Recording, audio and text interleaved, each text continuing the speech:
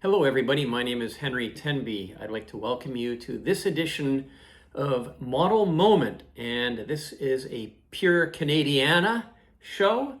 I'm Canadian, and we're featuring a built-in-Canada airliner, classic airliner from the late 1950s, the early 1960s. It's the Canadair CL-44, and the history of the CL-44 has been well documented many times in many publications and all over the internet. So I won't spend too much time on the history of the airplane, but I will touch on it. So for those of you that are unaware, Canadair, which was a Canadian-based aircraft manufacturer based out of Cartierville, Quebec, which is basically a suburb of Montreal, they built both civilian and military aircraft in the post-war years.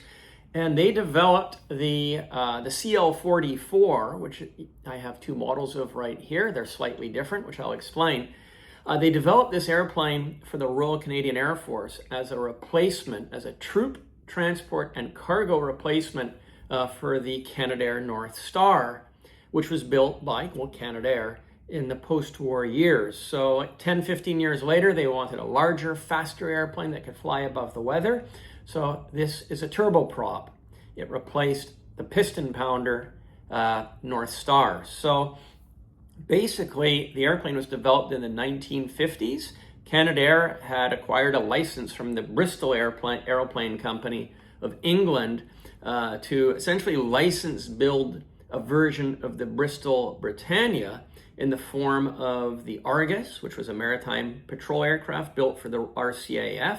Basically, it's a present-day version of the CP-140 Aurora, the P-3 Orion, and they also did a modified version of the Britannia in the form of this, the CL-44. You'll notice that the tail and the nose bears a pretty good resemblance to the Bristol Britannia, but that's kind of where it ends. The CL-44 was obviously, they stretched the fuselage of the Britannia, and they modified the wing to put turbine engines onto the aircraft. Initially, I believe they were going to outfit the aircraft with Orion turboprop engines. I think that's what they were called, from England. And the Orion turboprop engine program was canceled or severely delayed. So Canadair switched to the Rolls-Royce Tyne engine, which is the same engine that powered the Vickers Vanguard, and they used that engine on the CL-44. So only 39 CL-44s were built in the late 50s, early 1960s. They were, for the most part, built for the Royal Canadian Air Force, the RCAF. Several aircraft were built for civilian operators. Most went to Seaboard World as cargo machines, and there were other airlines, a handful of airlines that also operated the CL-44 in the cargo role in the 1960s. But the only passenger operator of the CL-44, direct from the factory in the early 1960s, was this airline, Loftleader, which was the Icelandic low-cost airline, transatlantic low-cost airline of the 1950s and 1960s. So if you flew on Loftleader, you would get a lower price transatlantic than you would flying on one of the major carriers, but the stipulation was you would stop in Iceland for a tech stop. So it took longer, but the prices were cheaper. So Loftleader flew primarily between New York and points in Europe via Iceland, and they also did serve Canada. They served, I believe, Toronto and Montreal sporadically in the early 1960s as well. So what I have here in front of me are two models, metal models, vintage models from the early 1960s of CL-44s. And those of you with a keen eye might notice that they are slightly different. This is the regular CL-4 standard model, I guess you would call it the CL-44D model. And this is a CL-44J model, which was the stretched version. And I'll explain the story on the stretched version. Loftleader had ordered, I think it was 4 CL-44s from Canadair, and they were operating them, and they decided that it would be better if they could carry more passengers on these aircraft. So they approached Canadair and asked Canadair they could stretch the airplane. Can you imagine that in 2025, just calling an airline manufacturer, hey, we're operating your 737-900, can you stretch it just for us? Well, things were a little bit simpler back in the late 50s and early 1960s, and Canadair complied. They complied with the request, and four of the aircraft their 4 aircraft were stretched from this aircraft, the D, into the J model. So what they did is they added, I think it was a 10-foot extension in front of the wing, in front of the engines, and they put a 5-foot extension behind the wing. So the result was, of course, that the airplane is much, much longer and could carry more passengers.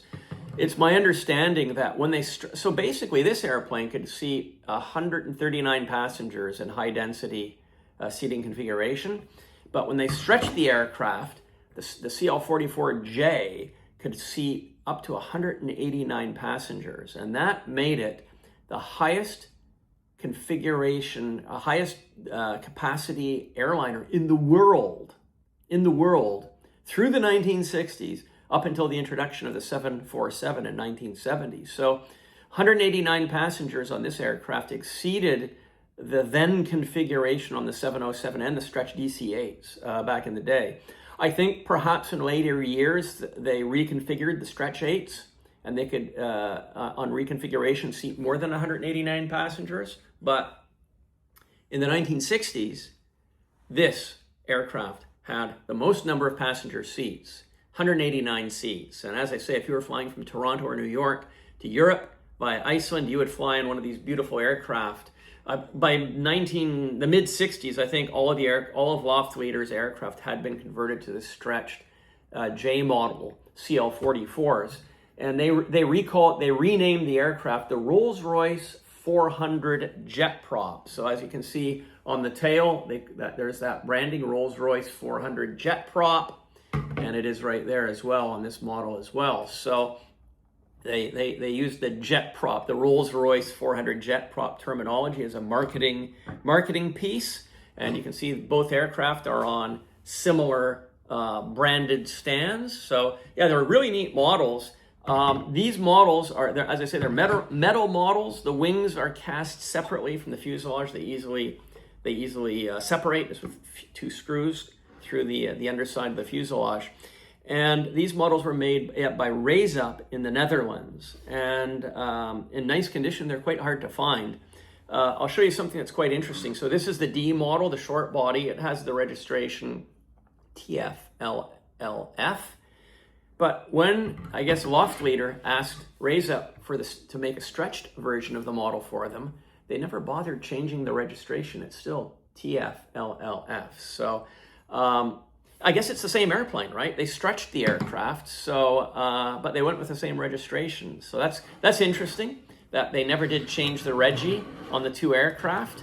And these are collector's pieces now, obviously hard to get, really in any condition. They're very hard to find. But this stretched version, the CL-44J, is particularly hard to find. This is an exceedingly rare model. It's not perfect, but it is all mint. I shouldn't say all mint, it's all original. It hasn't been touched up. All the nicks and blemishes are just original to the airplane. And it is a vintage piece. I'll take it off the base just so I can manhandle it and show you guys the airplane. But look at the lines on it. It's got very, very nice lines. As you can see, there's the registration under the cheat line. You've got the branding on the tail, but yeah, it's there. You can see this. Actually, it's one screw that holds the wing section in place. And yeah, so to think that these models were made, I guess maybe in 63, 64, 65, in that time frame. The model's essentially as old as I am. So I was born in 64. I'm 61, similar age to this model. And yeah, these are rare pieces. They're usually, when you find them, they're usually thrashed, severely thrashed, and collectors highly regard this airplane as a must-have model in their aircraft display model collection, especially if you're Canadian and you want to have a representative, a Canadian-built airliner of a classic nature in your collection. So yeah, this is the stand that Raise Up produced for loft leader. So it sits on a peg just like that. And I'll now show you guys the D model, short version. So yeah, same kind of arrangement. It just lifts up off the stand on a little metal peg. You can see it still has the single screw on the underside, short body, and but just as handsome, of course, just earlier. This would have been made a few years earlier than the J model. So again, these are really rare pieces. And actually, I have a correction. If you look at the sticker on the underside, it says Scharschmidt. It says Scharschmidt. Made in Germany, Modelbau Scharschmidt, Berlin 12. So I stand corrected. I've just learned something right here in the presence of everybody watching. I thought these models were made by Raise Up.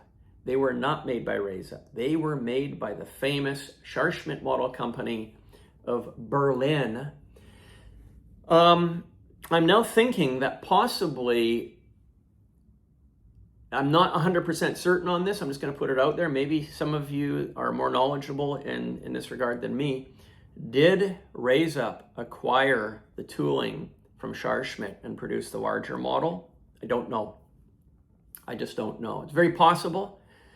For some reason, I had in my mind that Raise Up made the model, made this model. So, but I have the sticker proof that Scharschmidt made this model. So you can see that right there, made by Scharschmidt. So again, I think it's a possibility that the molds went from Scharschmidt over to Raise Up. It's just a gut feel, So there you go. That's the interesting history on these Canadian classic airliners of the early 1960s. Also a bit of Iceland history, of course, as well, and vintage airline history. So if you have any vintage airline display models that you'd like to sell or trade, don't hesitate to contact me.